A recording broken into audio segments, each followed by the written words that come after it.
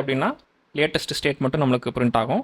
Get state ஹிஸ்ட்ரினா ஸ்டார்டிங்கிலிருந்து state என்ன ஒரு நோடில் எப்படி மாறி இருக்குது அப்படின்ற மொத்த ஹிஸ்ட்ரி நம்மளுக்கு வரும். அவ்வளோதான், வேறு எதுவும் கிடையாது. நீங்கள் இதில் புரிஞ்சிக்க வேண்டியது என்னென்னா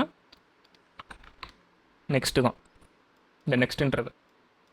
ஸோ ஃபஸ்ட்டு ஸ்டார்ட் ஆச்சு, அடுத்து கால்குலேஷன் போச்சு, கால்குலேஷன்லேருந்து டூல்ஸுக்கு போயிருக்கு. அதுதான் ஸ்டேட் டாட் நெக்ஸ்ட் அப்படின்றது. அடுத்து என்ன ரன் ஆகணும் அப்படின்றது முன்னாடி நோடோட அவுட்புட்லேயே நம்மளுக்கு கிடச்சிரும். இப்போ நோட் ஏ இருக்குது, நோட் பி இருக்குது. நோட் ஏவோட அவுட்புட்டை டாட் நெக்ஸ்ட் அப்படின்னு கொடுத்து பார்த்தீங்கன்னா நோட் பி தான் வரும். ஏன்னா அடுத்து நோட் பி ரன் ஆகணும் அப்படின்றது தான் அது. ஓகே, நம்மளுக்கு டூல்ஸில் நிற்கிது, ஃபுல் அவுட்புட் கிடைக்கல.